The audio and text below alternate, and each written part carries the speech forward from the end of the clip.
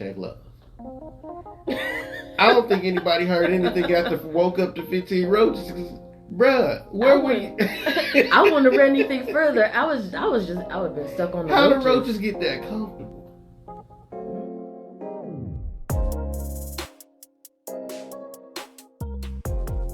The roaches got comfortable and say, bro, we just gonna park right here. Nah, that's just some eggs. They probably did a whole night of eating and whatnot, and they'd be like, yo, we need to rest somewhere. Just eating the crumbs off his face? Basically. What would you have to have that much crumbs on your face? I don't know. Was he eating some bugles or something? I don't know. If you got 15 roaches, you probably can't afford bugles. That's the name brand. Oh, boggles? That's the only thing I can think of. Boggles. Boggles. Oh, man. Yo, speaking of roaches and never going back to that lifestyle, Bill Cosby's out. How you feel about that? Man, I'm fine with it. I mean, you ain't got to have drinks with the guy. I mean, just be happy, old man home. Somebody get their grandpa back, you know? Mm-hmm. And I know that Felicia Rashad had mentioned something. Mm-hmm. Yeah. And then she wasn't doubling down. Yeah. And she received a lot of backlash. She did. She did. Are happy for somebody's freedom. You agree with everything they do. You don't have to be in agreement to everything that they're doing to be happy that they're free. Yeah. Sometimes people wouldn't wish certain things on their worst enemy. That don't mean like, oh man, he's free. I'm so glad people are gonna get drugged again. That makes me so happy. That doesn't mean that. It just means people are like, oh, the man's free. He's old. He gets to live the rest of his life out. Let him be with his grandkids. Let him be with his family. People change. I mean, if people didn't change, then that means we get to hold you accountable for stuff you did back 3, 4, 5 years ago when you were a whole different person. Back when you were slapping people with broken bottles in the club. We got to hold you accountable for that. Mm-hmm. So if you're going to hold Mr. Cosby accountable for stuff he did back then. Yeah. And I know people going to be mad at me. I don't care. But, in terms of how women feel about, like, having their stories believed and everything, believe them. Believe them. Side with them, fight for them, make sure that these things don't happen. But from everything that I've heard described from these women, I don't think there was any misconduct of non-consent going on.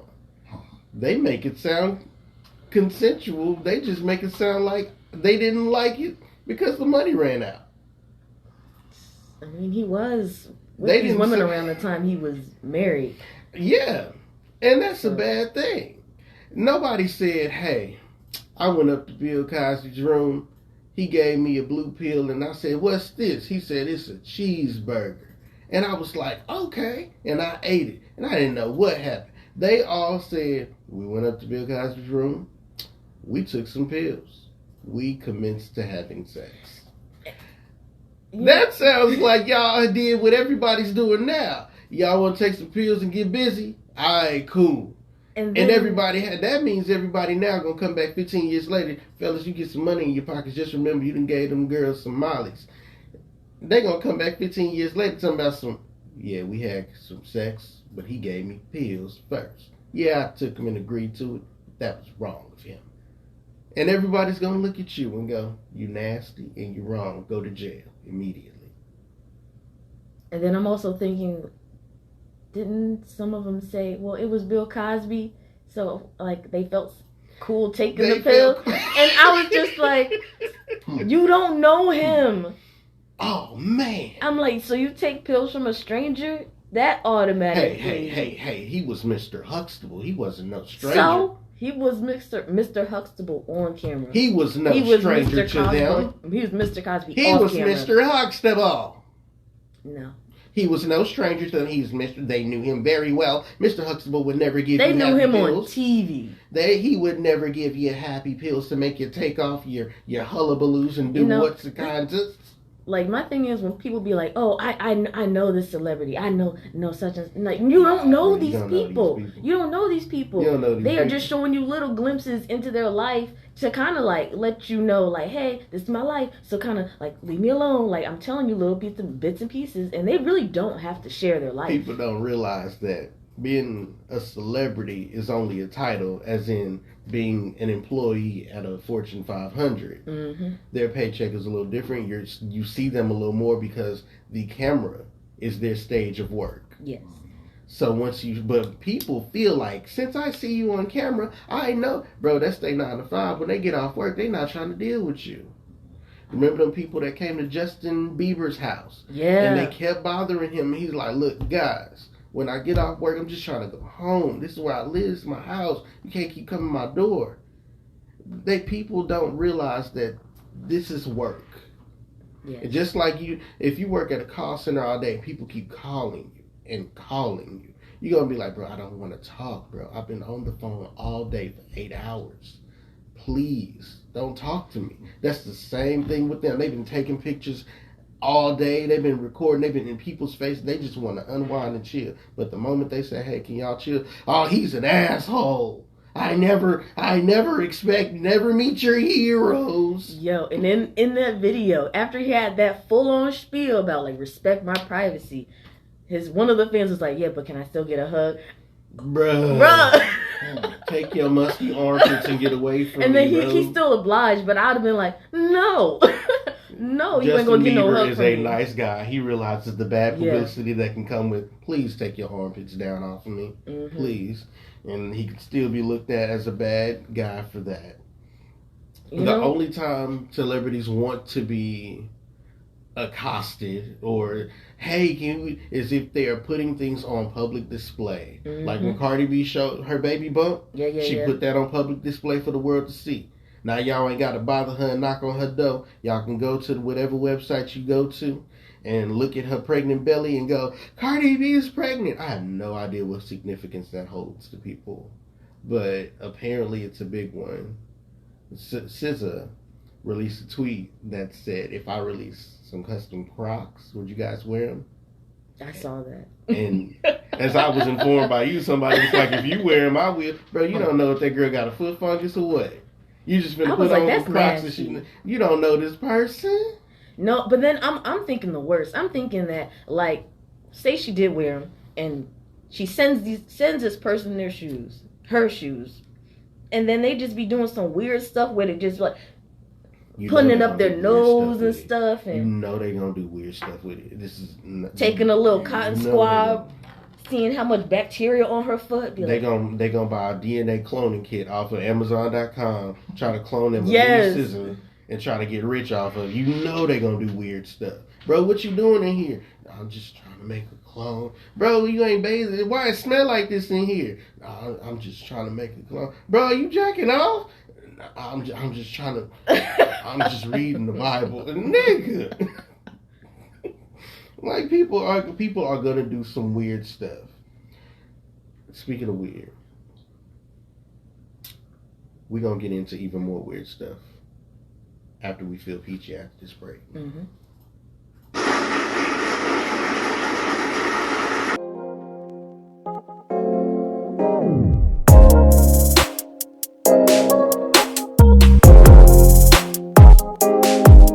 We back feeling peachy. Picking Kaale and Mari out my teeth, baby. Yo, shout out to Kodak, man. He's really been on a good trip. Ever since he's been out, he's been making sure he's living right for himself, for his family, for the people that love him. Mm-hmm. And that's how it should be, because most people pay attention to the people that don't love them than the people that do. Give them the most love and attention to the people that love you. Take all your frustration and anger out on them. That ain't cool. That ain't Z, according to Kodak. That ain't Z. Yeah. But man, speaking of love, Lovecraft Country. I'm so sad. I'm so sad. It's not coming back to HBO, y'all. It's not coming back. Season 2's not coming. We've been waiting. Mm-hmm. Lovecraft Country was one of the few period pieces, even though it was a sci-fi period piece, few period pieces that I could watch and not be pissed off on. Mm-hmm. Anything else? Oh, what was that other show what was the other one where it was like it was in Compton around the time that Compton? Oh, you're talking about the one on Amazon? Yes. I think it was called like Them. Where they were around the time Compton was starting to desegregate and black people were moving in. Yeah, I think it was called Them. Them. And in that one, there was no satisfaction at the end of each episode. No. There was. It was black trauma. Are you black? Yeah. You want to see your trauma? Not really. Well, look at it. Slap you in the face with it. Mm-hmm. Getting your children getting picked on by the caucus of the neighbors. Because you're trying to live a better life. There's no satisfaction. There was a satisfaction of a slap in one episode. And everybody's like, yeah, she slapped her. And after that, it was like back to our regularly scheduled program. Like, after that slap, it just got worse. It was like you had the slap. The slap was like the climax. And then after that, it was just straight downfall. Now, all that being said, the show's a good show. Well written, well acted. But I can't get with it. Now, Lovecraft Country, well written, well acted, and there was satisfaction for the blacks. Yes. Especially in the episode 1, you seeing them racist cops trying to run them out of that sundown town. As soon as they get out, they make it out, but they not out. They got cops waiting on them with guns at the end of the bridge. Get out the car, darky, all of that. But then you get the sci-fi to come in for your revenge. That black people magic. Just come and demolish every racist bigot in sight. And I was so happy. It was stuff like that kept me going. I was like, oh, what's the next episode? Jordan Peele, you produced a doozy. Let's go with the next episode. Mm-hmm. Oh, what's happening now? Oh, this black woman is a god now? Let's go. What? This girl got a robot arm now? Let's go. We see what? We're doing great things. It's not just racism and feed them to the dogs. We took the dogs and sicked them on y'all. Let's go. We finna shoot up everything. Oh, no, you're not. Let's go. And they took it all away. Why every time we gotta have something good, they gotta snatch it away? And it was like, oh, so you mean to tell me the Klan isn't winning in this? Oh, to hell with that. That's like when Stan Lee and was it Jack Kirby? When they designed Black Panther, and they informed it was because the depiction of African Americans were not good in comics. And they weren't. They were and if they were anything good, they were a bumbling, dumb, doofus sidekick. So they just like a caricature. Right, basically. So they made Black Panther a black king from Africa. And when they made the first issue, they were like, hey, guys, that was great. People love it. Could you put more white people in it? So the next issue, they drew Black Panther beating up the Klan. That's clever. I was like, yes. But they gave them what they wanted. They gave them exactly what you didn't say what content. Yeah. They looked at them like, really? Y'all know what we meant, but we can't say anything. Keep designing, Stan Lee. And it's also not the first time that I would say the Marvel fans be trying to downplay even Blade. Blade saved. Which there's a reboot coming. Doesn't Magneto represent MLK? Yes. Okay, yes. That's what I thought. Dr. King for Charles Xavier. Yeah. The peaceful method of we can all coexist and the way of by any means necessary. Magneto was don't start none, won't be none. Professor X was like, hey guys, we can all just get along. But yeah, they definitely tried to downplay like Blade. And Blade, which had Wesley Snipes in it. Yes. Shout out Wesley Snipes. And I didn't even know that there was even Blade. When I was a kid, I was really sheltered, so I really didn't know about comics. And when I did see comics, all I would see is a lot of white characters. Yeah. So it was cool, like when I snuck and I saw Blade and I saw that it was Marvel and it was a black character, I was like, yes. Look, I wasn't supposed to be watching Blade, but I watched it anyway.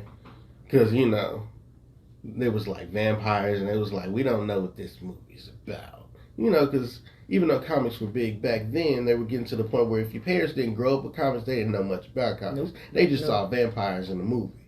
So one day, somebody was like, "Hey, Mike," and I was like, "What's up?" "You wanna watch Blade?" I was like, "Cool," and we watched it. I was like, "Nigga, you didn't tell me this black man was beating him down like this." And Blade put comic book movies on a whole nother level. Sure did. Because with that, people saw that it could actually be a thing. Because Marvel was like, "We bankrupt. What we gonna? Y'all just want to do a movie and call it quits?" Yeah.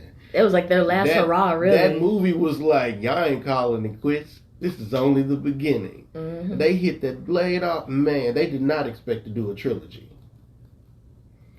But now we worked all the way up to Loki. Mm-hmm. And I don't want to say much about Loki. I ain't made it to episode 5 yet, but I know we're only on the first episode. I'm gonna say from episode 1, like it's pretty cool. Mm-hmm. I'm wondering what's gonna happen with the timeline and how they gonna address some of the things. And I know people are talking about it's something in episode 5 they've been waiting to see since WandaVision and before then. And so I'm like, okay. Speaking of WandaVision, shout out to Jim Halper. He made a big appearance on WandaVision. He was the Asian dude. Remember Asian Jim? Yes. And even Tiana Paris. Yeah, if you're a fan of The Office, you know who Asian Jim is. Like if you're not, I'm sorry. Y'all just gonna have to listen to these jokes about Asian Jim. But yeah. And even the other castmate, Tiana Paris, yes. that was in WandaVision. She's also going to be in Candyman. That's coming out on August 27th. You know what I like about Candyman? Because everybody's scared. Candyman is a villain. He's a horror movie villain. I like Candyman because as long as you kept his name out your mouth, he ain't got no problems with you. You know what I remember from Candyman? What? He was always saying, "It was always you, Helen." Oh man, yeah. I remember. And shout out to Tony Todd for real. And if before y'all go see the new Candyman, go see the old Candyman. You gotta look at my fellow Chicagoans. Well, I'm not from Chicago, but my people from Chicago. I'm sorry. I know some of y'all are traumatized. My friend I went to college with, Jarrell. They filmed the movie Candyman in the projects where he used to live, so it's a whole different experience for him. He's like, "You mean to tell me this nigga down the hall?" And he's a kid.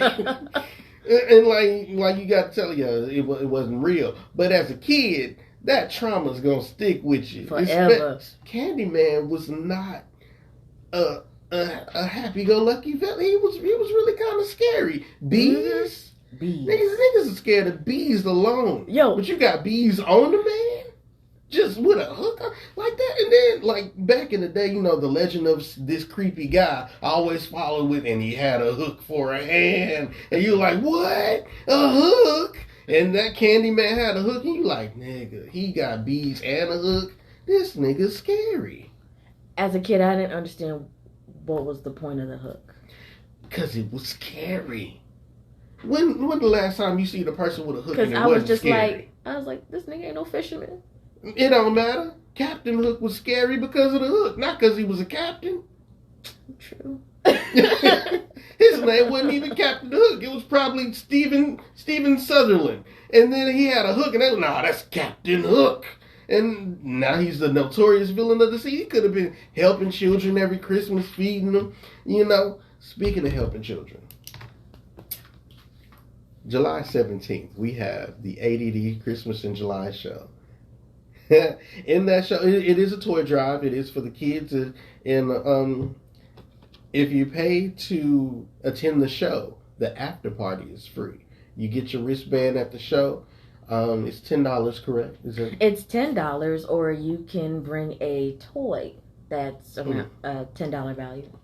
It's for the children, y'all. It benefits the American Kidney Services and the Pleasant Grove Food Pantry. So, whether it's cash, whether it's toys, any help is needed because children are the future, people. And at that show, you will see Ninja Mike and Noel do a lip sync battle. Who's Noel and Ninja Mike? I don't know. Some chick from New Jersey. Some nigga that do flips on stage. I don't know. But they'll do a lip sync battle live in living color. And after that lip sync battle, if you think that's something, where do you see these two people perform? Now, Noelle, she get down. But if y'all think Megan got knees, y'all wait till y'all see her knees. She get down. Don't Ninja look Mike, too closely at her knees. They might not have lotion. it don't matter. She get down. We ain't looking for the lotion. We ash him on up as long as she's showing out. Ninja Mike, he get down. He moonwalk across the whole stage, jump in the air, hit the ground, jump back up, flip around, slap your grandma, and take her down. I'm gonna be there. You gonna be there? Wait to see it. You gonna be there? Yeah. Because it's gonna happen. With my wristband. I'm gonna be there with my wristband. You better be there with your wristband because it's gonna happen. It's gonna happen. Like I said, it's the ADD Christmas in July toy food drive.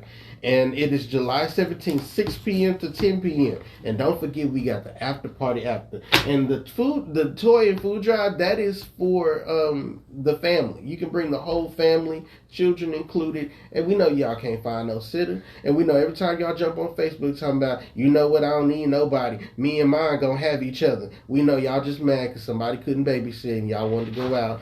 But the after party, better not bring your kids. And I do want to point out that the family-friendly event, it's going to be at the Harwood Tavern on 333 South Harwood Street, Dallas, Texas. And then the after party, it's going to be at the 8 Bells Ale House. That's on 831 Exposition Avenue in Dallas. And the host, by Roby, she highly encourages to dress up in costume. This is a very, fun event. It's going to be very fun, and it's going to be really nice. And I don't know what I'm going to wear. Should I be Static Shock? I mean, you can be. You got his goggles? I do. You got his board? He ain't had no board. He really just had a trash can lid. So, I just got to go to the neighbors, let them know what I'm using it for. They'll be all right. Shoot. That's up to you. But yeah, like we said, Christmas in July and the after party. Be there or miss out on something like you've been doing in your whole life. We finna hit y'all like the college dude. What are you doing? You're not doing nothing. You're just sitting on the couch being a bum. Get out here. Get to the ADD show. Get to the Christmas in July show. Have some fun in your life. For once. Or just sit there being a bum. Like go to college. Y'all see Romeo and the Verses? I see DC College. He didn't do that song, but it was cool. I was hoping he was going to do it. That would have made my whole day. Also, this show is sponsored in part by Ninja Mike and Noelle. If y'all don't know who they are, y'all better check them out. And also, it's also sponsored by Body by Elion. It is a skincare brand company specializing in all of your feel-good body needs with body scrubs, body lotions, and body washes. Come get your body right. Bodybyelion.com. Y'all got suntan lotion for a nigga trying to get his skin stay golden brown? I think they do. Y'all better get that if y'all ain't got it. But y'all, Body by Elion, junk work, her face looking glorious, looking better, looking peachy like Kodak say. And, Ninja Mike, strictly for my ninjas, on sale everywhere, all platforms, Spotify, iTunes, iCloud, your granny house, Costco in bulk, OnlyFans. Get it wherever you want to. And also Noelle has her single Tendency Larkside remix out on all platforms. So check it out. It's on YouTube. It's on Apple. It might be somewhere down the street being sold on the corner. Who knows? I mean, if it's sold on the corner, don't buy that. Hey, if your stuff is being sold on the corner, just know that you've made it. You have. That mean you got so much stuff and it's in demand so bad that the bootleg man need a piece. What I miss. That's what I miss up north. You getting your hair done, and all of a sudden the guy be like, DVDs, CDs. Yo, getting your hair done, and that's everywhere at a hood near you. Yeah. I from living in Kaale and Texas, I know that's everywhere at a hood near you. Wherever you at in the hood getting whatever done, somebody gonna roll through selling something. If you're not selling, especially in LA when they used to slang them bean pies, them was the Muslims. And bean pie, my brother, bean soda. Like my wife does some things with some beans you won't believe. So, yo, speaking of beans. What beans? I ain't talking about being single. I'm talking about Tyler, the Creator. That dude has been on one. That album slaps. That album slaps so damn hard. Every time I turn it on, my grandma wake up from her grave talking about who slapped me. That album slaps. I didn't know Tyler was gonna come this hard. I thought he was gonna release another one like Igor. It wasn't nothing wrong with Igor. Igor was cool, but it's not the Tyler I'm familiar with. Maybe the newer fans of Tyler are like, oh, I like Tyler. He does Igor. You make my earthquake. But I'm like, y'all don't remember Cherry Bomb or nothing? Y'all don't? Okay. Y'all don't know who Loiter Squad is? Okay. But nah, Tyler on this new album slapping.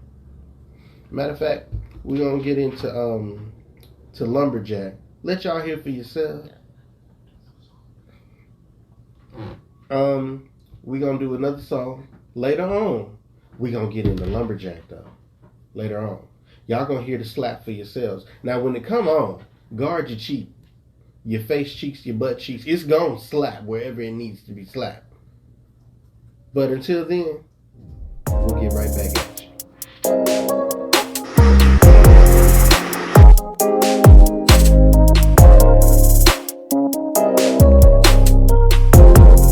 Yo, we are back. You are listening to the NONONINJA Show on DFWIRADIO. You were just listening to Vince Staples' song Law of Averages off of his self-titled album, Vince Staples. What do you think, Ninja Mike?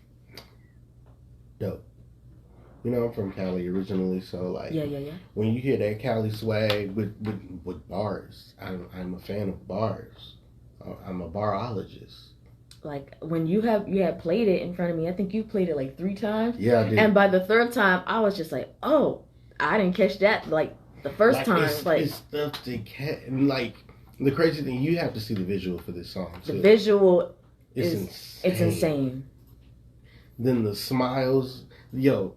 If you've seen the visual, you see the like what he's capturing and people with the fake smiles and like the force painted on glitz and glam. Yeah. And like the hierarchy that people place themselves on, and like people place themselves up so high, but they so average. Very, very, very, very. So high, but yet so average. And it's become normal for the average to feel like they're more than what they are. Like, Louis bag, Birkin bag, you got baggage. Like, you want all this stuff. That's not success. You just got more problems. Bills. I will never get my Who money wants to more a bills? bad Yeah, I'm pretty sure that line right there is going to be trending for a while. It's going to be on a T-shirt somewhere. I will never get my money it's to a on a bad T-shirt bitch. right now. Probably on Amazon. Probably on the corner of Slauson with the Boule man selling it. Yep. With a shirt that says Vince Caples. Like, like he ain't got nothing legitimized on that. He's just trying to make his money. And somebody bought it, and some old lady probably bought it for their grandbaby, and he gotta wear it. So he gonna try to wear it to like a family reunion. Look, it'd be one of them school or one of them T-shirts where like you wash it and all the lettering come off. Start peeling and say, bro, your shirt fat. No, bro. I just got bleach on it, and you know how that do. Nah, your shirt fake, bro. Like, I don't know. Remember, like back in the day in school, like you would get clowned for wearing some knockoffs. Be like, oh, you think these some Nikes? These some Nikons? Like, what's that? Them ain't Chuck Taylors. Them Chuck Tylers.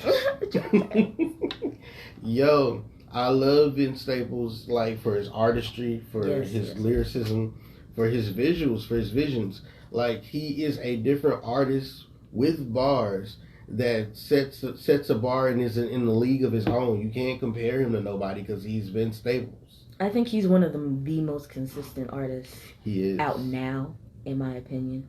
He and is. I know a lot of times the generation before us, they talk about how our music ain't what it used to be. But I feel like in order for us I feel like music has to evolve.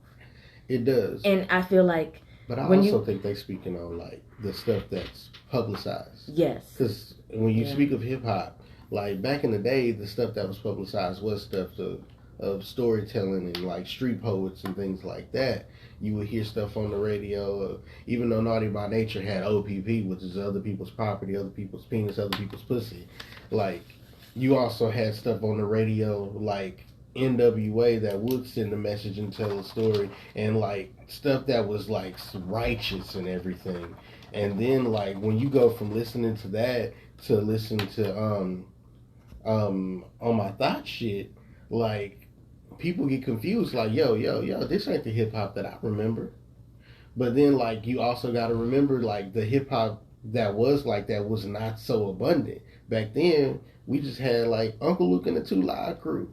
If we wanted the thought shit and the booty shaking, we went to Uncle Luke. We couldn't just click on the radio and it was just there in our face. And we had to wait for it. And it was like, and since we did have to wait for it, it became this thing to where it was like, yo, I got some new booty popping music. And people be like, yo, word? Now it's like, yo, it's some new booty popping. Nigga, we know. It's all booty popping music. What was a song that you definitely knew that you weren't supposed to be listening to? Shake them titties, shake.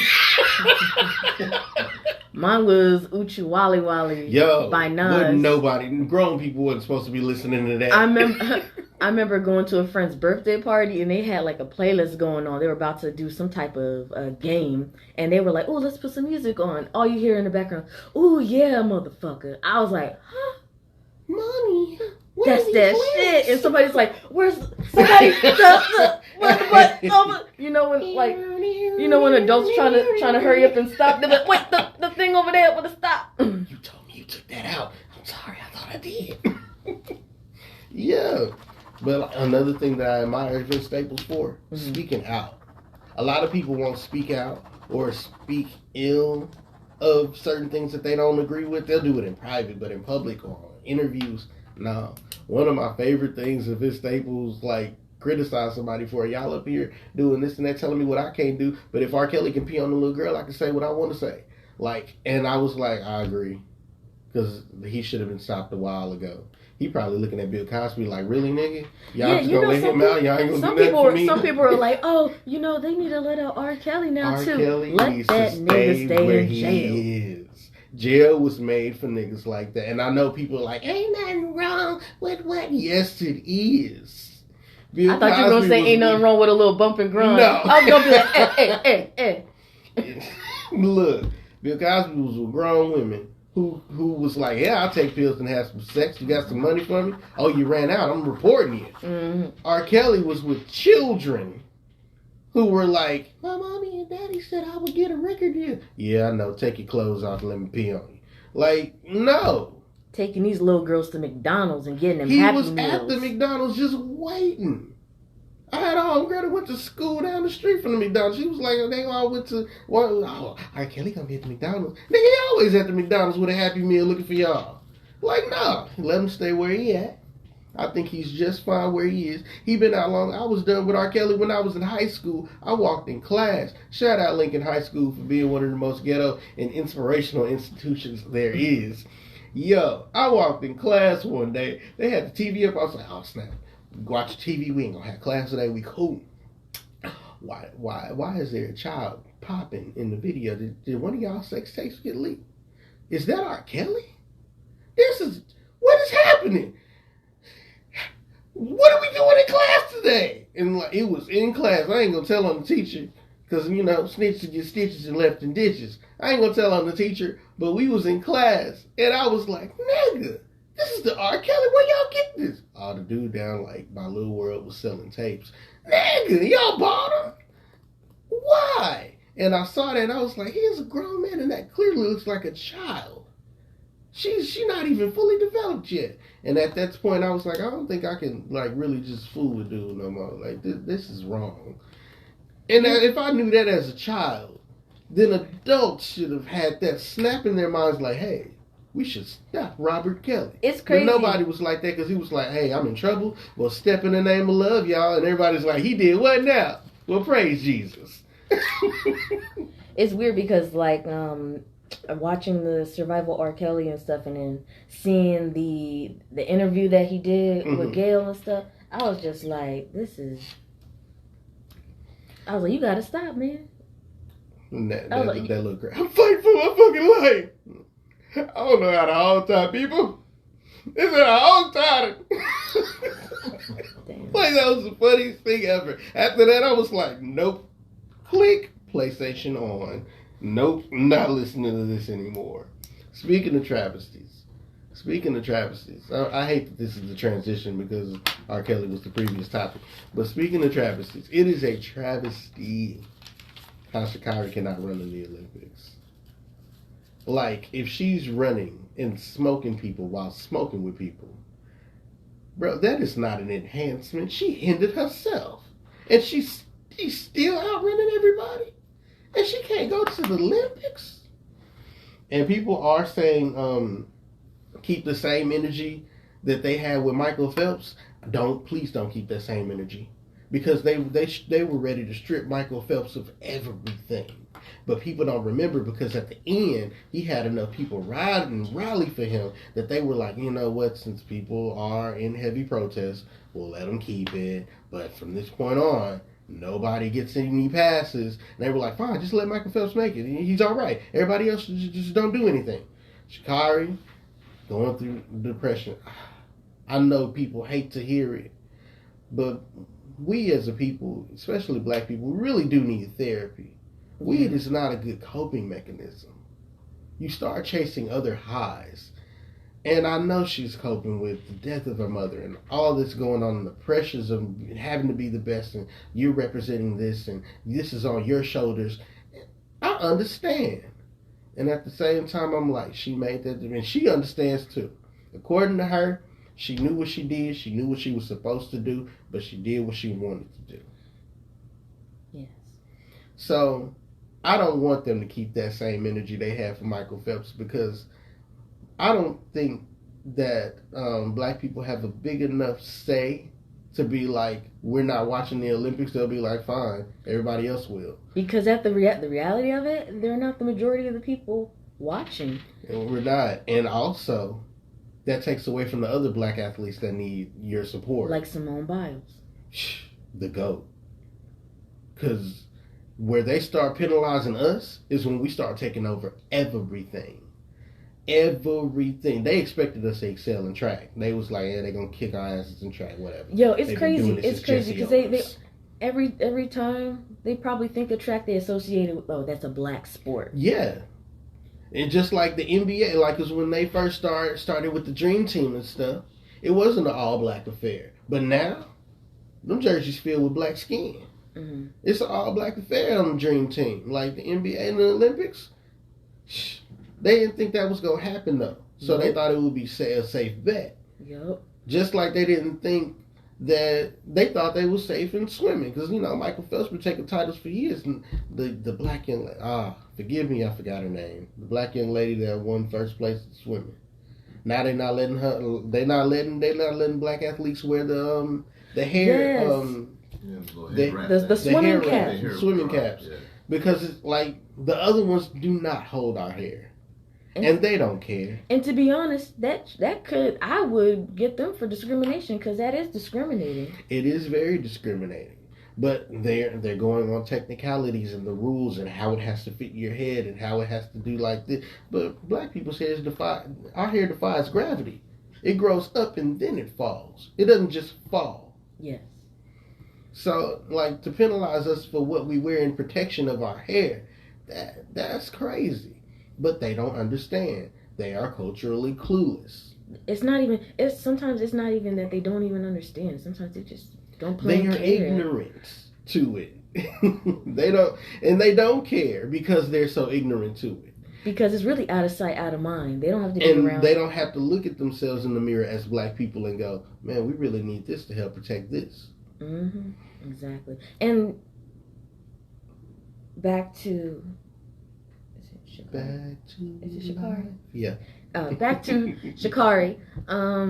She's not the only athlete that's not going to be participating. Yes. She's not the only black athlete that's not going to be participating in the Olympics. And they've been getting a lot of black athletes just on the technicality of like being black, being black, saying that it's like some type of like, oh, you ain't turning your information for some type of test, so we have to fail you. And one black athlete, she's actually banned for 5 years. Bruh. 5-year ban. And 5 years may not be a lot of time to some of y'all, but 5 years to an athlete, that's career, that's possibly career ending. What did she do? What they claim she did? They claimed that she lied on her documents. She said she made a mistake. And, she made a clerical error, and they said she was guilty of tampering. Mm-hmm. She had an abortion. That's her. She had an abortion. She said she was at home healing. Yes. Like that. Yes. Healing, and they don't care about that. Doesn't it seem like it's kind of to conspire against us because we dominate? Yes. Okay, I was just making sure it wasn't me. But like, because even before the Olympics, when Simone Biles was doing her routine, doing her thing, killing in gymnastics, still is. They were penalizing her for doing moves other people couldn't do. Oh, my God. Nigga, ain't that the definition of being the best? Yeah, I can. Like, if I'm the best, I'm supposed to outdo everybody.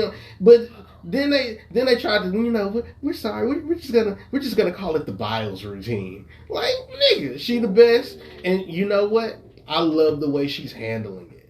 She is the quietest of storms. She was walking through with goats on her slippers and goats stitched into her uniform, letting y'all know where she is when she walk in. Subtle flex. She helping sisters out with their hair and the gymnastics routines. She still killing it, still tumbling, still doing the flips, still doing all over the mat. Untouchable. Because what they thought was Gabby was going to be the end of it. They thought, okay, we'll let this little black girl Gabby in. She was raised by us whites, so maybe Gabby flipped all over them. They was like, okay, well, that's the end of that era. And ain't Simone from Texas? Houston. Yes. Houston, Texas. Yes. So when then Simone came and they said, oh, nobody's a threat. A little tiny little thing. She's not a threat. Oh, look at these decent little white girls. Simone flipped all over the mat. They said, oh my God, it's another one. We know you got another goddamn superhero in the Olympics. The other athletes, they was like, well, we ain't practicing that. Hey, have y'all ever looked at the white girls' faces? Yes. When the black girls out there, they just be like, we can't do any of that. The amount of air she gets from just the spring off of her flip alone, from ground zero to mid air. Mm-hmm. That's that melanin though, man. Melanin is that much of a difference maker. Yes, it is. And that's why the elites tried to make it, and they couldn't. You can't reproduce what God has made. That's why when you watch Get Out, if you watch Get Out for what Get Out was really about, then you start understanding. They've been. I want that black man because he was the only one I couldn't beat. What did they say? Could you smoke? Do you smoke? Do you lift weights? They already sized them up. Do you like to fight? Because we're gonna get you. Right. Yeah, man, that's funny, man. And I always same thing with the Oriental girl. Yeah. They took a mental break. Mm-hmm. And they tried to, castrate her. They tried to find her, but all her fines she put towards charity. She knew what was coming. Smart.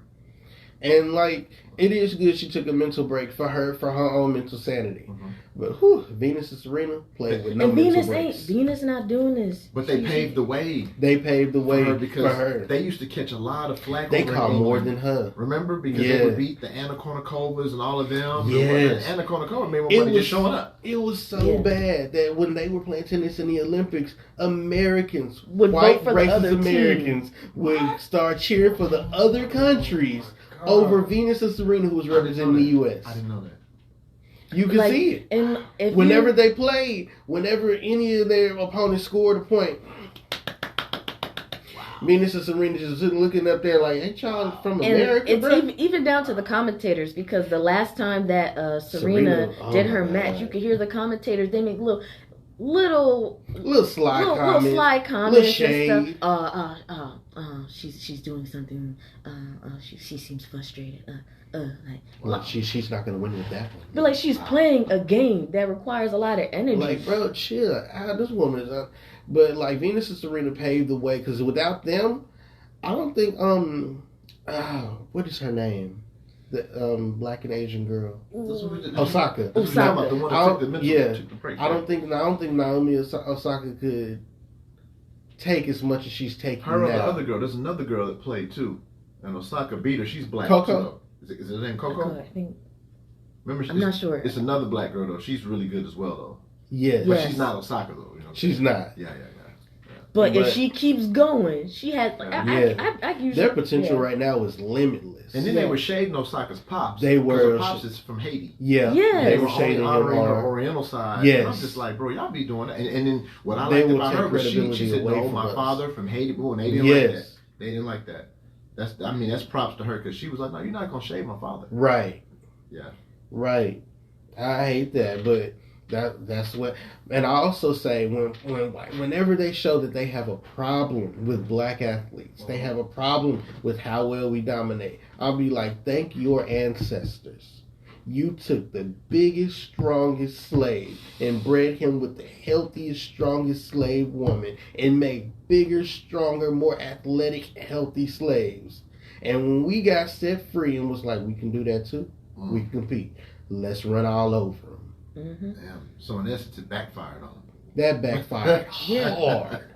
Oh, these niggas will never be free. We can make them as strong as we want, even without freedom. Don't you think after a while of us being able to lift the damn house, we would run in and just beat your ass? But you know, the only thing that ever stopped us from revolting was the weapons, though. Yeah. If you take those weapons away, and like you make it a fair one? It was no contest. It was like a one-hand punching a baby while just in the stroller. Yeah, they knew that, though. They knew it. And speaking of weapons, like with the law that they have down here, with like anybody can like carry and stuff, we need it. We as a people need to have our own weapons. We do. Yeah. It's the same way that Biden, who, I don't know who voted him in. I'm not in that one. But we don't have let's say a protection, a black law for us. We don't. Yeah. But the Asians do. The Asians do. And I remember telling my wife, I said, babe, if they made a black law, there wouldn't be no police departments. Can you imagine if they had a law protecting black people? Man. Wouldn't be no police. Wouldn't be no white cops. They would actually have to do their actual job. Job. Yeah, that'll never happen. Just like reparations. Man. R.I.P. to Johnny Cochran. That's a whole different story. Man. Yeah. You know, and they just had a guy speak out about reparations. He said, if you're going to give us reparations, you might as well, the trillions.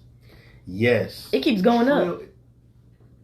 Yeah. Because it's back pay. Because I think about the inflation, too. Oh, yeah. Let's go and put there you go. The same way they do us. Yes. Yeah, let's get that the other way. Go ahead that, too. We'll all be dead and gone, and our children will probably be dead and gone. Before that happens. By the time they actually that ever happens. And if it does happen, it's going to be like that lawsuit you got from Bank of America. And you got that check, it was like $77. Yeah. But it was a trillion. Well, I'll get some gas from the burger. Right. You know what I'm talking about? If they gave us all reparations, boy, it would be like that Dave Chappelle episode. Hide your money, y'all. It's poor people around with your broke ass. Yeah. I just bought this baby cash. Jordan would instantly be a gazillionaire. Jordan would skyrocket. All the Bentleys is gone. All the white vehicles, Mercedes, BMWs, gone. We don't have any more white vehicles in stock. My God! What a mess that would be, man. If we got reparations, can you imagine, man? Nobody taught us how to. It'd be like how it would be with the PPP loan. Bro, we'd be broke. Probably in a week. Not me.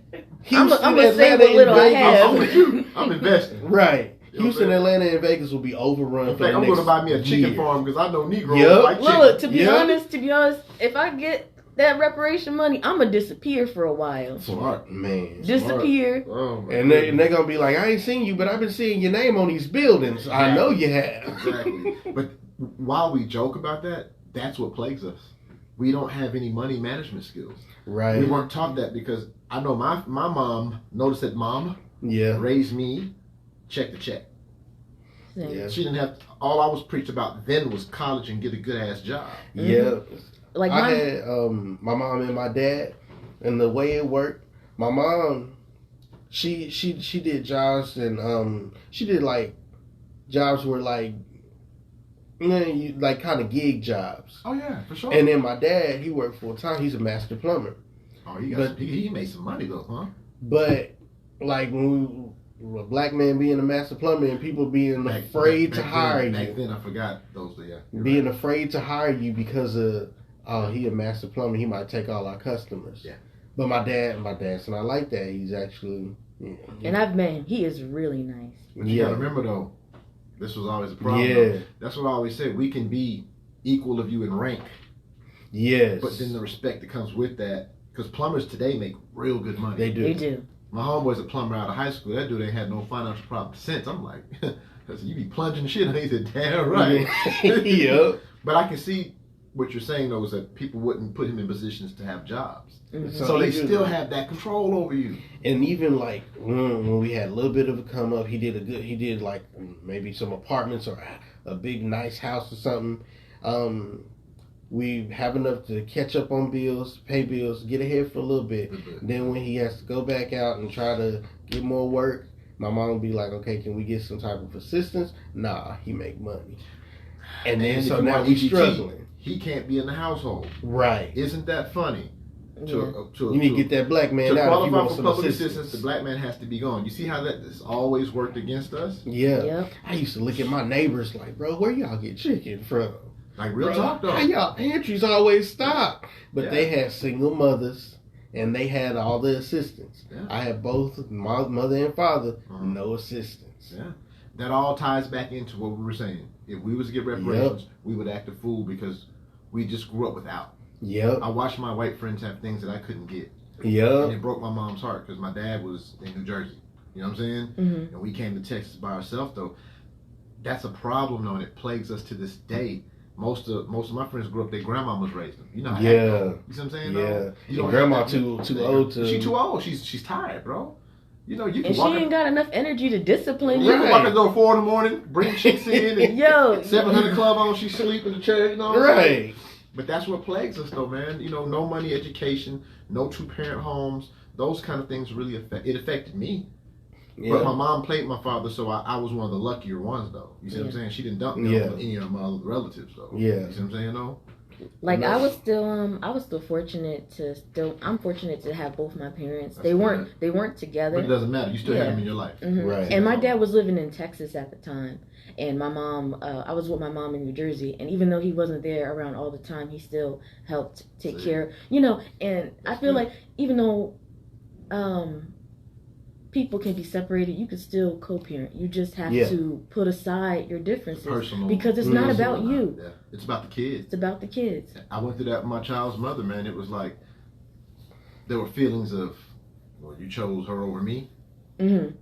Yeah, I mean, there was never an agreement with it. You know how that goes. You're taking it, you know, and you come up pregnant, and that's not a keep a nigga baby. You know what I'm talking about? Like, right. I'm with this person, and we're gonna respect it. Man, it was hell. 18 years of hell.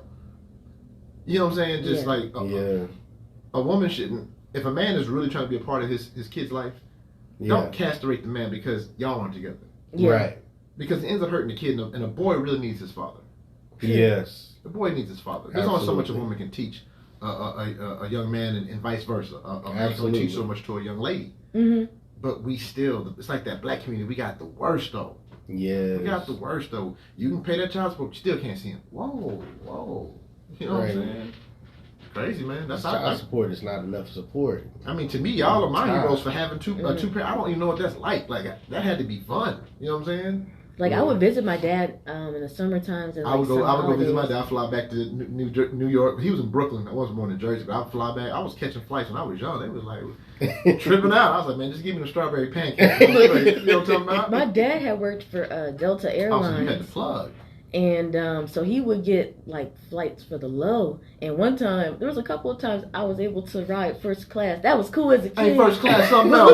You start feeling white for a minute. I was with the white people, and they had the hot towels, and I was trying to wipe my face. They're like, it's for your hands. I was, first class for that. First time for that, man. We're not that filthy in here. Yeah, first class is like, we just flew first class about a few months ago to California. I'm talking about the first 2 seats on the plane. Bro, I will never fly coach again if I don't have to. Right. It's just a different kind of treatment. It is. Every time it gets taken away, destroyed, flooded, bombed. Yeah. Just like you can't keep it. And when we start, because we catch up fast. Really quick. And that is shockingly and devastatingly, it makes them afraid. Like, what if they do us like we did them? And that's the only psychological reason why they won't let us come up. But they know today we can't stick together. They know that. They know that. They know that we're But selfish. if they know that if we do, But it won't be bad for them because we're more welcoming than them. We're very forgiving, except when it comes to each other. Yeah. You ever notice that? When it comes to us, nah. But when it comes to, hello, sir. You know what I'm saying? Yeah. And I don't even understand why we're so like that. Is it just from going through what we've gone through all our years? It's, you know what I'm saying? It's because like, we get groomed into that mentality that we have to kiss their ass. I hate that, but it's true. That part too. In order to get ahead. Thing of yeah, she's right. Think about it like this as well.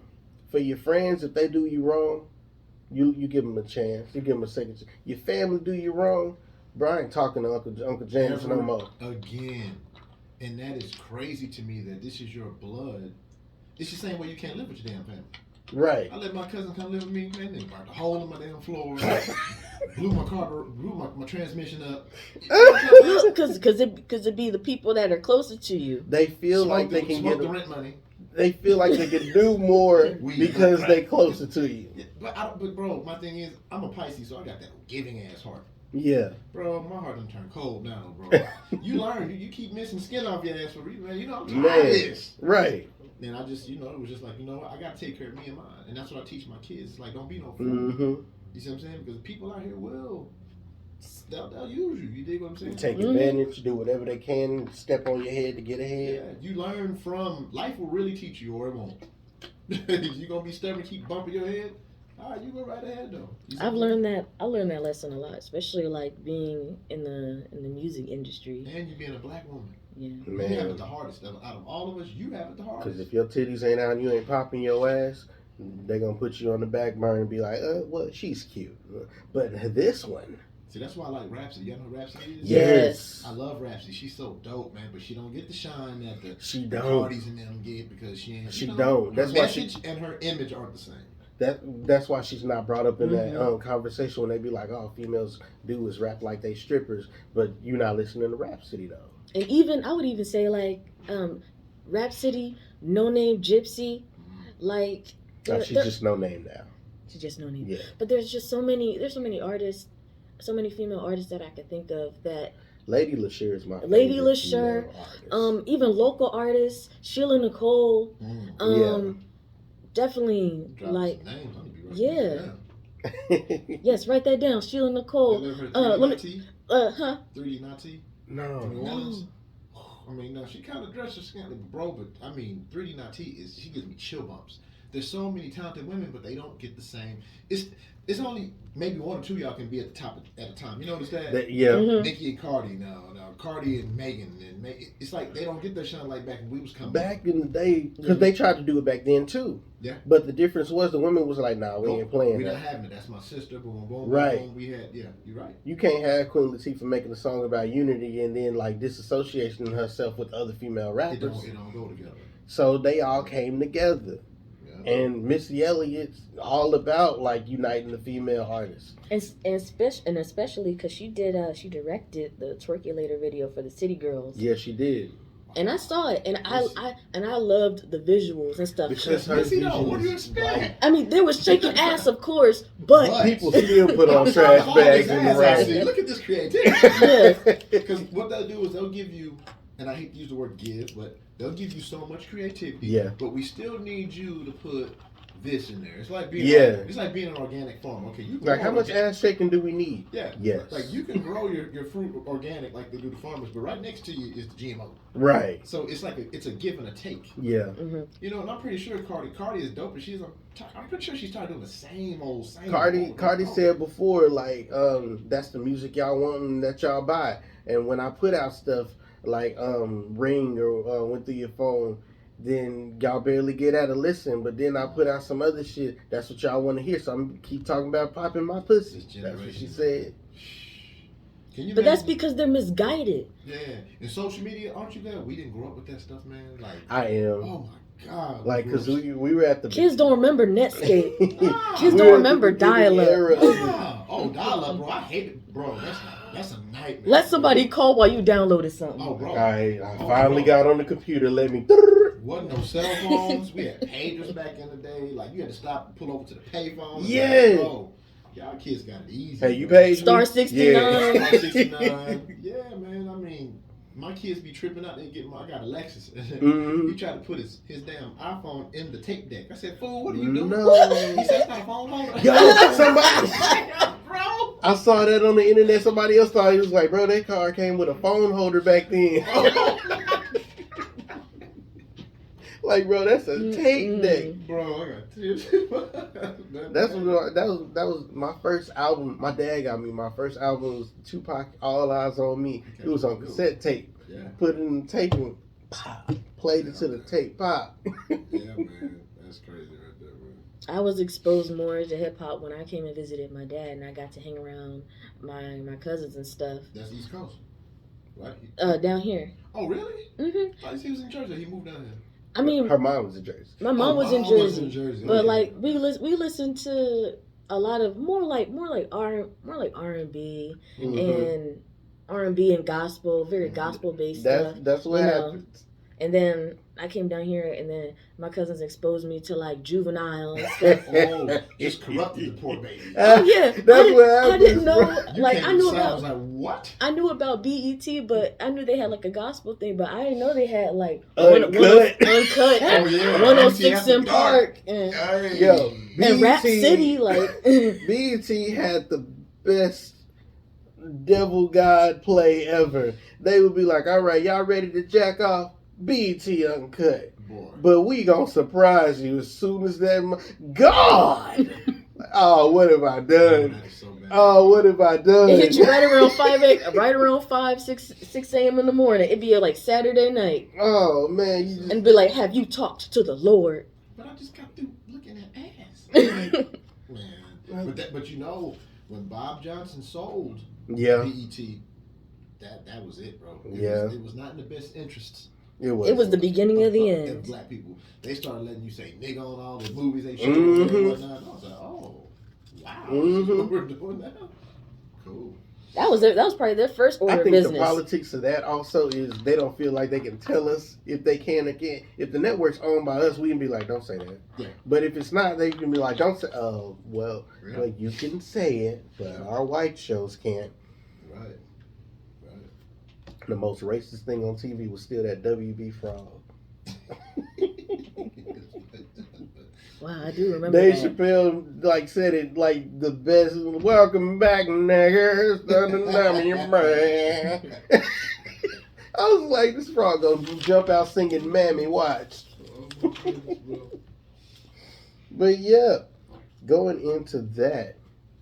Speaking of jumping out singing "Mammy," I get so pissed off when people get back into this world post-pandemic. They have forgotten how to drive. They have forgotten how to live. Yes. They just seem like all they do now is just they speed in front of you, cut you off, drive to Kroger, shit in the bathroom, and leave you traumatized. That's exactly. You're walking in Kroger, Tom Thumb, Central Market. Central Market used to be a classy place. There was shit on the floor of 2 separate Central Markets. And I was befuddled, bewildered, and flabbergasted. I hated it. Why? I'm scared to go. And then now in Kroger, there is like a strong aroma of just piss, doo-doo, depression everywhere. And I'm so mad at that. And I'm like, why does it smell like that? I never needed to know how white men go to the bathroom. Maybe other races of this do this too. But all I've heard so far is just white men. How do you know they white, Mike? How do you know? Because when they come out of the stall with their unwashed hands and run into the store and touch everything, they are white. All you hear is...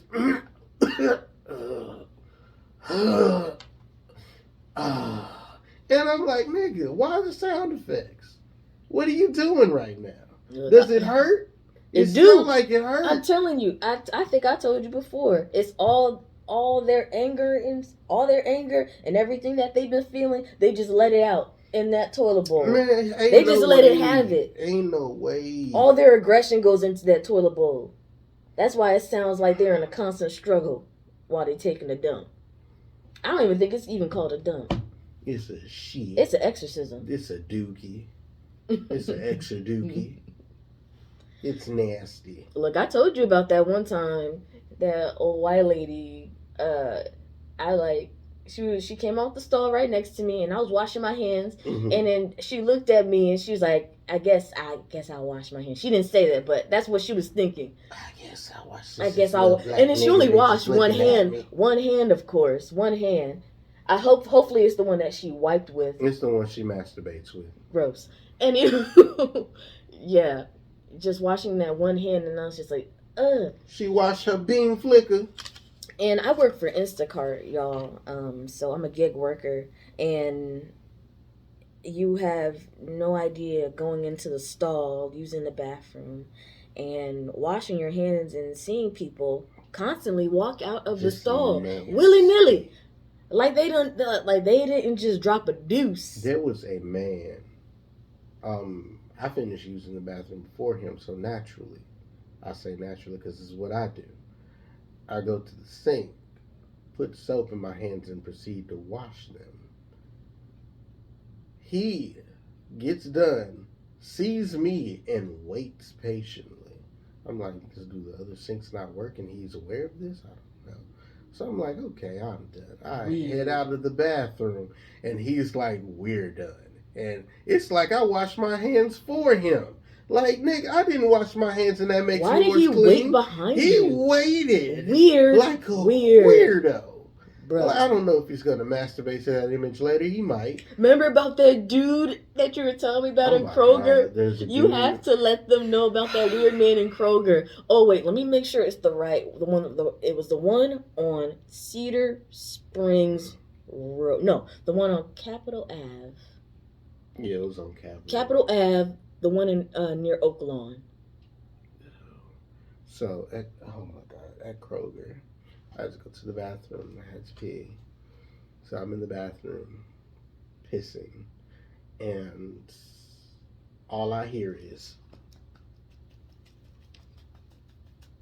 Can you hear that? And I'm like, the fuck is that? Oh, but it ain't my business. I'm, just using the bathroom. I get done using the bathroom, and all I hear is, you've been a bad dick. And I'm like, what the hell? I stopped everything. I'm finna leave the stall. I'll use the bathroom in the stalls because I don't like being next to people at the urinal. I don't like being by the urinal. There's too much piss splatter everywhere. So I try to use the stalls. And sometimes it's bad because you walk in the stall, it's a wave of dookie smell that hits you. So I just don't use the bathroom. So this particular time, I'm using the bathroom. It's barely post-pandemic. People are just getting out their houses, but this guy decided his house wasn't good enough. He needed the stall, and I couldn't move. He just sitting there beating himself like he owed himself money. And so I'm like, I gotta get out of here. I'm finna leave. He's like, is anybody there? I'm like, are you the glory hole? No. He was like, is anybody there? I'm like, yeah, man. Are you beating your dick? No. Do you want to? Where were you? I was at the Kroger that's on Capitol Ave. No. Next time I'm around there, wherever Capitol Ave is, I won't go. Kroger. Wow. And then I was like, say, man, I washed my hands and I left. And I guess he was like, well, I'm going to finish. I don't know what he doing. I'm just going to finish. Look, man, I don't know what y'all think Kroger is, but y'all don't need to be pissing, shitting, and jacking out. This is not your personal house. This is what y'all do at Kroger. I don't want to go to Kroger no more. I'm going to stick to Tom Thumb. I'm going to try to stick to Central Markets. I think Tom Thumb is nicer. I thought Central Market was nicer. And then he found doo-doo on the floor in two Central Markets. You're lying. The one on Northwest Highway and the one on East Lovers. I'm like, bro, this is Central Market. Doo-doo on the floor. That's the bathroom? Doo-doo. I just want to go to the bathroom. It's okay. Like, the rest of Central Market was still beautiful. I walked out, found the nearest manager who looked like they would do something. Both of the time, well, I think one was a black girl manager. The other one was like, it was a white guy manager. Both of them were appalled. I was like, "There's doo-doo on y'all floor in there." The black girl was like, "Excuse me, what?" She went out of manager mode. She was like, "Excuse me, what?" Like I told her it's doo-doo on her face. She was like, "I said it's doo-doo on the floor." Oh my God. Thank you so much for sharing that with me. We will get on that right away. It looked like a crime scene when they found out. They put the caution tape around there. They had the janitors walk in going, "Ay, Dios mío," and they ran back out.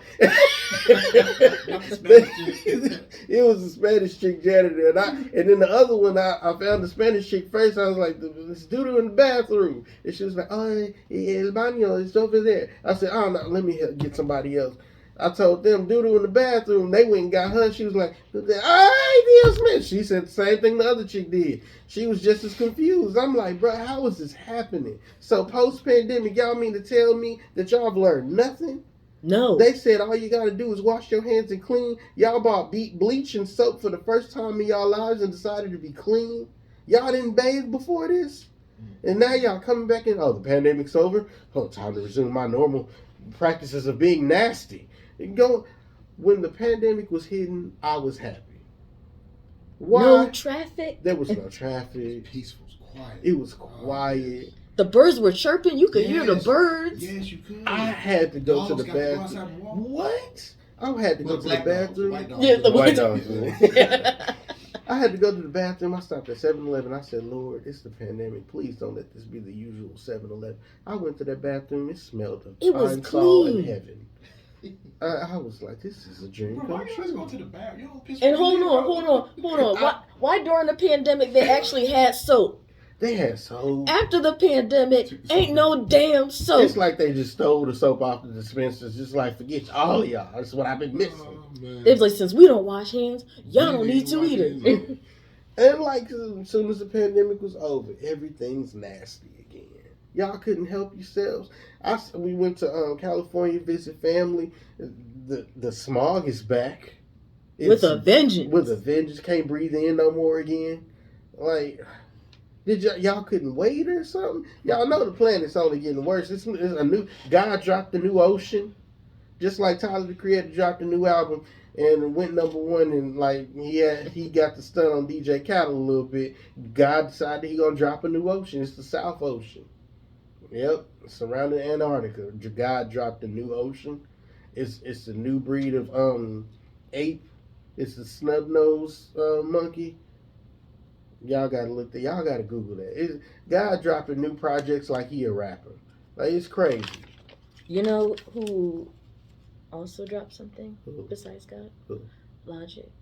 Oh yeah. Logic retiring after this. He is, but before that, he's released his song "Get Up," and I got a chance to listen to it. I think it's pretty cool overall. Logic go hard. Underrated. He's underrated, but also when Logic got to that point of being happy and celebrating his stuff going on in his life and putting it in his raps, they put him in the corny category. I notice when you happy and you talking about, I love my life, I love my wife, I love this, I love God, people be like, you corny. Why you not depressed no more? We want you to be damn near dying and make an album.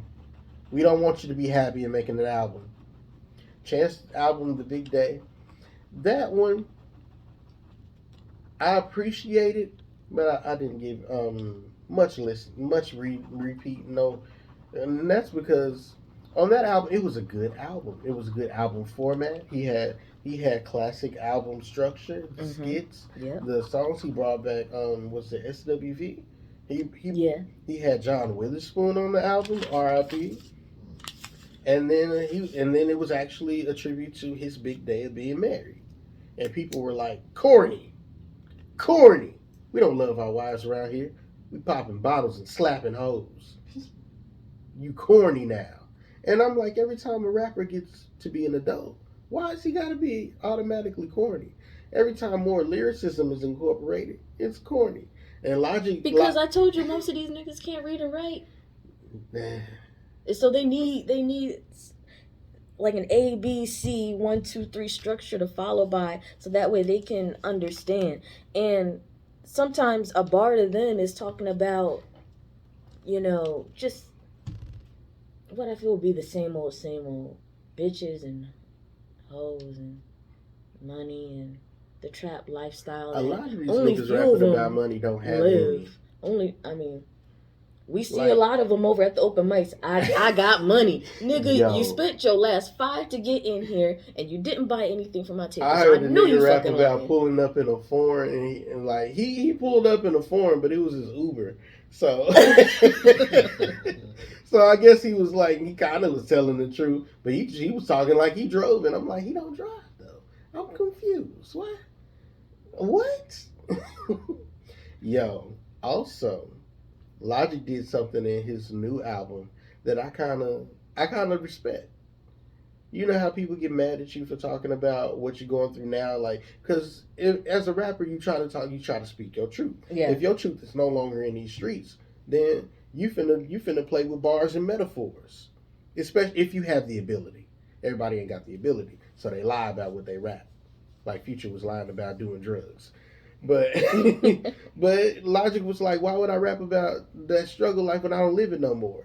He was like, y'all want me to rap about my real life? Okay, I wake up my son, I get him ready, I go drop him off, and I do this, and then I go get some diapers, and then I go to this store, but not that one down the street because that one don't have this. He did that in such a lyrical, clever way. I was like, respect, bro. Because that was the complaint about is that he don't rap about the shit he used to. He's grown and changed. If you want old Logic, go listen to old Logic. Kanye West said it best. If you want the old Ye, go listen to the old Ye. Just like Jay-Z said before him. You want the old Jay-Z, go listen to my old shit. And what about Lil Wayne? Lil Wayne? Yeah. I think he said it too, didn't he? I think he did. But the thing with even with the Carter 5, I think the Carter 5 represented the place that Lil Wayne was in, and people didn't like that. People wanted mixtape Wayne on the Carter 5, but I'm like, it's the Carter 5. It's not going to be mixtape Wayne. Each Carter shows a different stage that Lil Wayne was at in his career. That's why people like the Carter 3 is the hardest. No, the Carter 2 is the hardest. But in each of those, the Carter 2 and 3, he was at the hungriest times. At the time where he was getting money, but he didn't want it to go away. So he had to rap like his life depended on it. So yeah, those are the ones that people are like, those went the hardest because he was going the hardest. When it got to the Carter 4, he flexed. And I think the Carter 4 was a good album. On the Carter 5, he was chill. He was celebrating. He was talking about things he had done before and things that he had contributed to the culture of hip hop. Mm-hmm. And he dropped his grown man shit. People didn't like it. Mm-hmm. People were like, we waited years for this. Like, nigga, if it dropped years ago, it would have been a different Carter 5. But Wayne took a lot of those songs out and put in what he's going through now. He put out the Carter 5 in the time that he was feeling as an adult. People weren't actually feeling Lil Wayne when he was on live with Nicki Minaj yesterday, mostly because of his appearance and stuff. Somebody was saying what? Because he got 3 dreads left. Oh my God! Somebody was saying he looked like a raisin. I was like, because Lil Wayne too young to be looking as old as he looks. Yeah, and somebody was like, they kept on, how old is he? Like, yo, he's not old. I think he's only 38. He's not old at all. He's still very much a young man. Yeah. He's not a young man, but he's not in his 40s. But he looks like he's hitting 50. That's what they were saying. He looking like 5 O's on him like a patrol They car. were putting him through it. Like, I was trying to get through the live, and I was just reading all the comments and stuff, and I was just like, dang. I was like, let him live. He talked a little bit with Nicki, and then she also had brought on another artist, Bia. She's actually from Boston. Oh, yeah? And I actually found out about Bia years ago when she was on Sisterhood of Hip Hop with, like, Diamond. And I know she was signed to Pharrell's record. I'm not sure if she's still with him, but she's been doing music since she did her track with Russ and stuff. And she has a song called Whole Lot of Money, and she did a remix with Nicki Minaj. And are we gonna get into that track? Yeah, we can get into that track. I want you to hear it so that way we can discuss it. Okay, we're gonna get into that track and we're gonna hit y'all right back. Wake up.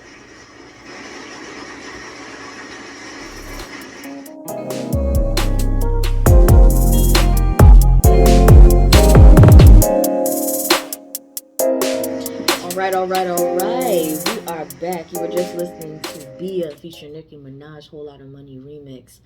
Thoughts? Thoughts? Yo, it was dope. And like I was saying, I miss rapping Nicki. Rapping Nicki was top tier. You remember Kanye almost took a verse off of Monster because it was so hard. Yep. Like, she had the best verse on Monster. And like Nicki, whenever she puts her pen to the pad, whenever she's like in her zone, she is untouchable. The barbs just don't buy the music like they supposed to. But they'll defend her online and stuff. Barbs don't come after me. I like Nicki. But y'all need to buy her music for real. She was saying on her live, she was like, y'all gotta stop asking me for music. She was like, it's a process. She was like, basically just. And like, and people don't understand, like, if you want consistently good projects from your favorite artists, let them take their time. Because you don't want them to rush out a bunch of projects. They got 20 albums out and then 19 of them garbage.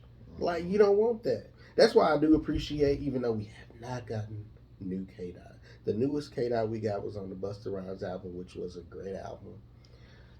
That's because the people don't deserve them. That's what Top said. Y'all niggas don't deserve it. And I was so mad. Kendrick Lamar, one of my top favorite artists of all time. Matter of fact, let's do this. Your top 10 favorite artists of all time. You know what? Top 5. Top 5. Wow. 10? I was like, 5. That takes a lot of brain power. It does. Top 5 favorite artists of all time. All time? Art in hip hop or dead or alive? Just artists. Dead or alive, it don't matter. Michael Jackson. Prince. True. Ooh. That was easy. I'm gonna say Whitney. All time. Yeah. Ooh. You got an icon. Lauryn Hill. Yeah. And I don't know. That last slide. Okay. Because of his last, his latest project, I would say Eminem, because he surprised me. Because I didn't think he had it in him anymore. What? You didn't think he had it in him no more? No. Now you got Mount Rushmore. Your first 3 was Mount Rushmore worthy. Yeah. I respect you even more now, bro. M's last joint is nice. Yeah. I'm about to copy it because Eminem's especially top 5 especially rappers. Killer. Yes. Especially his song Killer. Okay, Check that out. He got the remix with Corday and Jack Harlow. Mm-hmm. Corday. And he did a song with Juice WRLD, which it's called Godzilla. Godzilla. Okay, so I'm gonna copy it then. I'm going through y'all's vouch because I'm an M fan. He's in my top 5. Yes. People look at me like I'm crazy when I say, but I said if M was black, you wouldn't feel the same way. True. If he's white, you treat him different. That kid spits lyrical like nothing I've ever seen before. So respect. And he's still doing it, and he's putting a lot of people who just doing this. M is a stand-up dude also. Like, you hear a lot of people outside of the industry, like a lot of producers, engineers, because when they get together and talk, it might be a different story about your favorite artist. Each time I've heard a story about M by a producer or somebody coming up, he's winning his pocket to pay people. He's made sure that they were taken care of. He'll make sure you record how you feel comfortable. He is a nice, genuine guy. And I heard he shows up to work like... He does. Who was that said they were late? They said he gets to the studio 9 to 5. They said he takes a lunch. They said at 5 he leaves.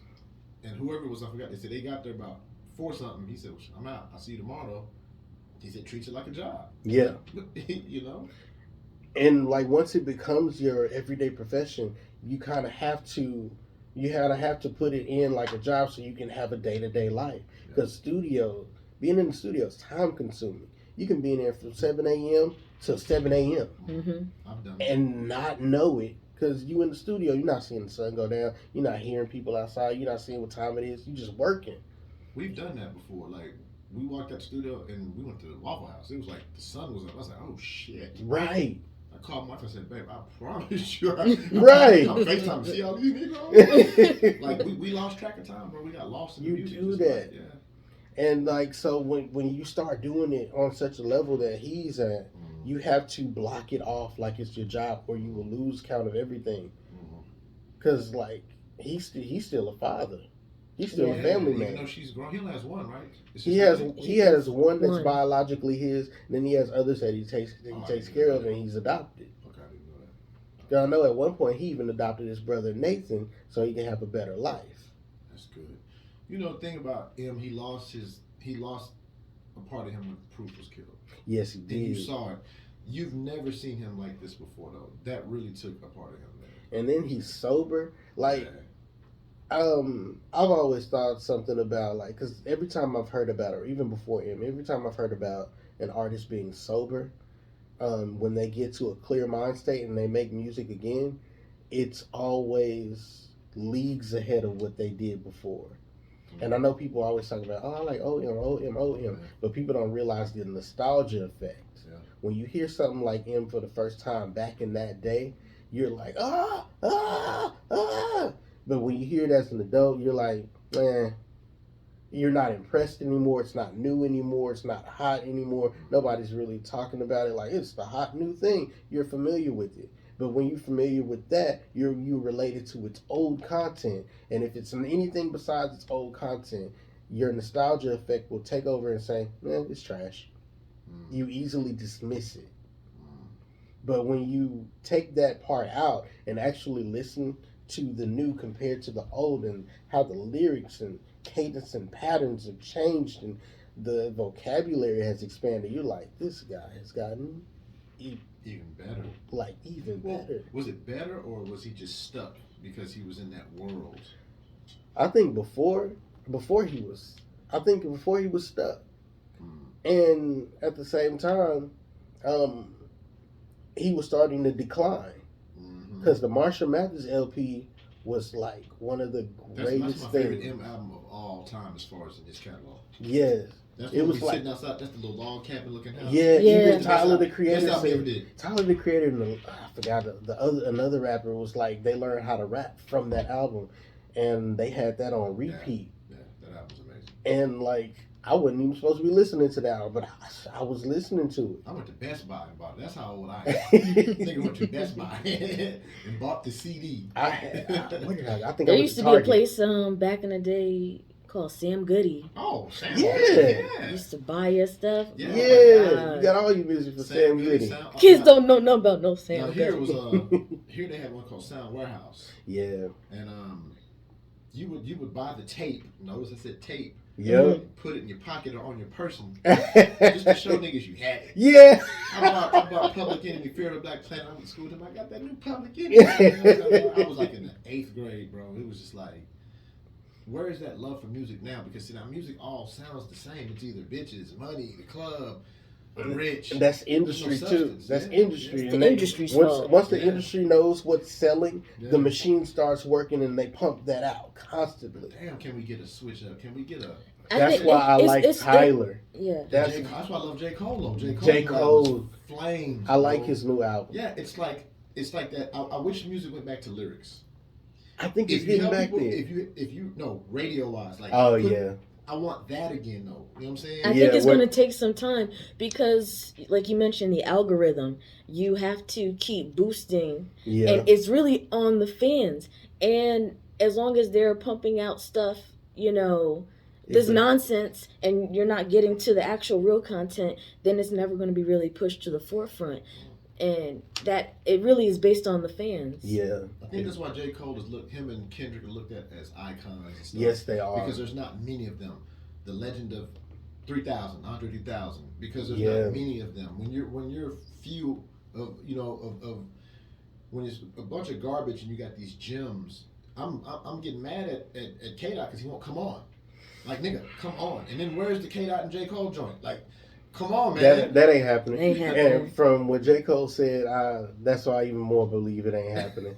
J. Cole said at one time, he was like, I'm not calling these niggas. I'm in the gym shooting so I can beat these niggas. And like he was like, that's how he thought then. He doesn't think that way now. But since that's how you thought then was the perfect time to release the K-Dot and J. Cole joint.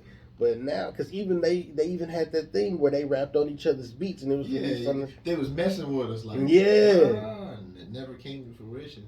And even J. Cole's evolved, man. Like I love how he talks about, like, remember how the jewelry and everything. Now he was Isn't that not the white person's pattern? Yeah. The rich, they live at Adam Sandler's worth $800 million. Boy, he dresses like a fucking bomb. He wear t-shirts and basketball shorts everywhere. And he's worth like $800 million. It's like, that's how you supposed But he do be cold hooping though. Can he hoop? He can hoop. He can hoop. Adam Sandler got skills. He probably was down there at the Jewish Community Center. He said he was. And he was just balling. Go ahead then, Adam, man. That's what I'm talking about right there, though, man. Yeah, don't worry your wealth. You know what I'm saying? Don't worry your wealth, man. But I think the misconception is that, you know, if you're not wearing it on you, then you're perceived as broke. But that's what's being pumped to us. We know the truth, though. We know when you overdo it that you ain't got it, though. All my rich friends, you can only tell because of their house. Yes. That's how it's supposed to be. His car. My friend got a white BMW, but his crib, he's on a penthouse. You know what I'm saying? He said, I got tired of people don't have money. You know what I'm saying? Because that's all they want from you, and that's all they see when you come around. That's how he respects me. He said, why don't you call me? I said, because I don't want to be lumped in with the legions of people that beg you for shit. And he's like, no, not you. I was like, man, you know how I can get confused. And so I don't want you to ever get me confused. You know, when your friend says that, you in good hands. Yeah. Like, we go to eat, I got it. He was like, what? I'd be like, yeah, I got you, but don't even worry about it, man. A very close friend of mine, her sister is now in the celebrity world. Yeah. And and she's explaining people gotten weird. The people no, there's no gotten. people have shown their weirdness. Yeah, there you go. And like her sister when she got there, she was like, I followed all them people. So they was like, okay, I'm gonna go to your sister. And they followed all her. And she was like, why are these people requesting me? Because I followed everybody but you and this person and this person. Have you been to a party? Have you really been to a real? Have any of y'all? Yeah. It's awkward as fuck. It is very awkward. Like me and my partner went, cause I used to work in radio and records. Yeah. And we would go to these parties and I was like, bro, they know we didn't fit. Like, you know what I'm talking They about? knew you weren't supposed to be there. Well, it wasn't I wasn't supposed to be there, but you out of place. You weren't one of them. It's like they moved the same. They me did. And my partner was like, bro, let's get the fuck out of here. It was weird. It was really weird though, man. It's like it was weird. Eyes wide shut type shit. Like, okay, let's get out of here, man. Like, I produce and everything, man, but I want to make my music and go to the house. Yes. Yeah. I don't want to ride in the limo with Stephen Hill from BET. Oops. You know what I'm saying? Right. I don't want to do that. I don't want to do that. I just want to make my music and go home. Yeah. But a lot of times that's not how the game goes. You see what I'm saying? Okay. Yeah. So whoever that was, you can follow those people. Good for you, man. Because those people, they fuck with you until you run out of steam, and then just try to keep your sanity.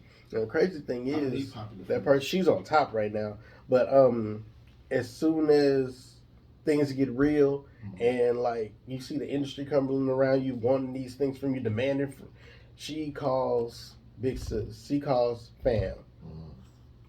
So even though she might go off this end every once in a while because of where she is, she knows where to get back to. Yeah. My play brother, he's in the game. He'll call me. Sometimes he call me in tears. He'd be like, "Bro, I didn't think this is what it really was." You know, like he ended up signing with Puffy. Oh, you signed with the devil himself. Why? You signed with Satan. You know why? I mean, shit, man. When you come from nothing, you've heard nothing from the people.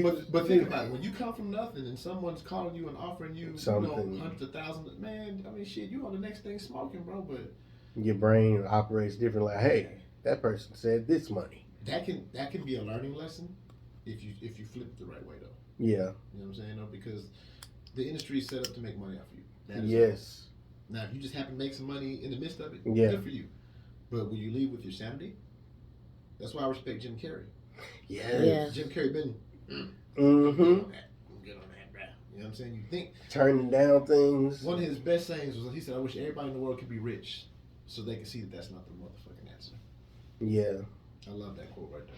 Because I've always said I don't have to be mega super ultra rich or I have all this. I don't want a big mansion. I don't want all these cars. I want 2 cars.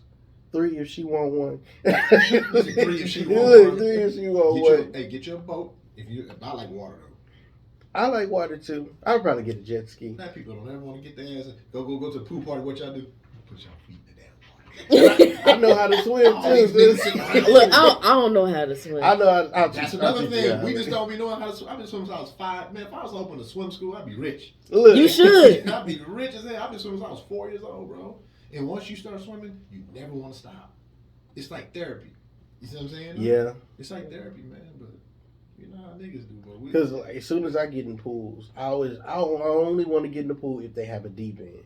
They got the deep end. That shallow end is boo boo, man. It is. That's the kiddie pool. I want to go to the deep end. Sometimes I go all the way to the bottom and just sit, and it's so calming. I said therapy, right? Yeah. But see, them, they don't want to get their hair wet. Yeah. Hey, it depends. If my hair is braided, you know, you good. I'm good. Yeah. If my hair ain't braided, I'd be like, I'll watch from over here. Don't take your ass to the pool. Right. You know what I'm saying? No? But you have like, it's like you're from, you remind me so much of my sister. It's like it's weird. It's like you have a California feel to you, like how you talk though. Yeah. Like my sister, you and my sister, like if y'all met each other, it'd be like, it'd be scary. Cause my mom was a teacher. I wasn't really allowed to talk ignorant. Right. She did a damn good job. You weren't allowed to have slang in your She's like accent. around. She didn't say it, but like I'll take a quote off Undercover Brother. We pronounce our E's and our R's. Yeah. So when you rap ghetto ass music, we get a laugh, right? Just the way you pronounce your words, we get the laugh. Huh? I guess. I don't know. I don't think I rap about ghetto shit. No, like when the song comes on, you rap with it. Is what I'm saying. Oh yeah, I do. Oh, yeah. but she a rapper though. Oh, I want to hear some music. Where the music, man? It's on Spotify. No. Next show. Oh yeah, we got music next show. This is yours. How you don't bring your own material? Oh, we gonna bring our own material. This is the warm up. This is the warm up. Trying to get acclimated. Now, if you're not comfortable letting the world hear it, cool. Let me hear it. I wanna hear it. Look, hold on. Niggas like Elise, because they know my time is limited. Woo. I don't need a man to tell me that my talent's limitless. Disrespectful boys, yeah, I think y'all need a timeout. I will make you eat my pussy, bust a nut until y'all get out. I'm nurturing these children, make me feel like I'm a mother. Y'all all up in my space acting like we know each other. Please don't get the talking like, yeah, I'm a rapper like. That's the golden ticket to get in my panties after. Them proper niggas be rapping, bro. I love it because I understand every word you're saying. Look, I'm telling you. A lot of people down here, they would sound so much better if they would stop covering their mic and enunciate. That's all you need. You would sound way better. But the industry says we must mumble. I love it. I love that, man. Because look, they sound a lot more about the time. The industry says we must mumble. And I tell them, I got a studio in the back. Say, bro, don't touch the mic. Just rap in the mic. Don't do all this. Because I see it. They'll be like, they're supposed to hold the mic like this, and I'm about to do this song for you now. Can you get off of the part that's capturing your voice? And they'd be like, yo, turn me up. You're up. Move your hand. You'll hear yourself. Right. Wow, that's good stuff though, man. So do y'all have something that's ready, like to play on the radio? Yeah. Mm-hmm. Okay, you need to bring that, please. Yes. I will send you my email gladly. Yes. Because I remember when I first mentioned you said y'all do music. Yes, we do. Okay, cool. We actually did a show this week. It was a fellow artist, Low-Key the MC. Shout out to him. He's part of our group, Shadow of Assassins. So will you ever bring him on? And yeah. Bring him on? Y'all can have guests and everything. Yeah, we gonna do that. Okay, Low-Key what's his name? Low-Key the MC. Okay, yeah, bring Low-Key on. Yeah, he co-signed by 97.9. Okay, I want to meet your crew, man. Yeah. Most definitely, I want to meet your crew. So we got about 5 minutes left, man. How y'all want to wrap up your show, man? It was a rough start, but excellent ending, man. It was a really good show, man. Look, no matter what's going on, no matter what happens, set your beef to the side if you can make business deals. That's why I do admire the baby in that latest situation with Megan Thee Stallion, because if she can do songs with Cardi B and Nicki Minaj, knowing their beef, and they beef was on site. Cardi threw shoes talking about, bitch, come here, bitch, come here. She's the one that had the one chick that could really scrap. There was one chick, the Rashada, what's that little, with the red, I don't watch Love Rashida Ali? Yeah. She got hands? I thought she just got a mouth on her. You don't know. Nobody know. Okay, because she looked like she can. Don't push her though. You won't find out. All she used to do before she was famous, Cardi used to just fight in New York. Just fight. Yeah, she was stripping and fighting. She didn't give a damn. She one of those. Okay, yeah, she can. But if Meg can do a song with Cardi and Nicki, knowing they had beef on site, knowing Cardi was like, she taking food out my baby mouth, ready to fight, bitch, our kid, like all this, then the baby can do music with Tory. And then y'all case is not even going through. We don't know who allegedly did what and what happened and how. None of us were in the vehicle. None of us seen anything. And I'm not saying we need to see nothing. It ain't our business.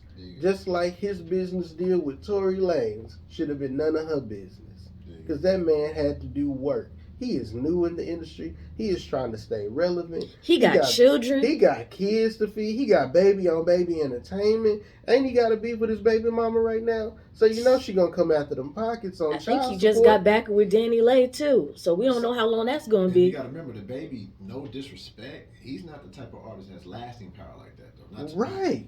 You know what I'm saying? So he got to kind of get it while he can has to get it. And then start venturing into other things. What Master P said, y'all get these millions from this money and then you end up going broke. How? You better start using other platforms to further the bread.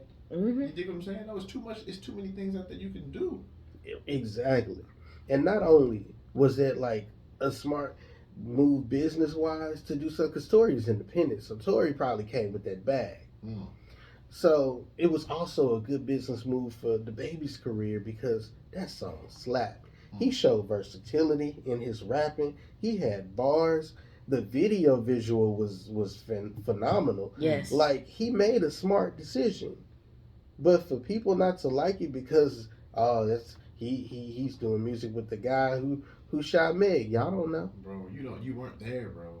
You don't even know what happened. You don't know what escalated. That's like people being mad at you. That's like your dad being mad at you for going to your mom's house and enjoying her potato salad more.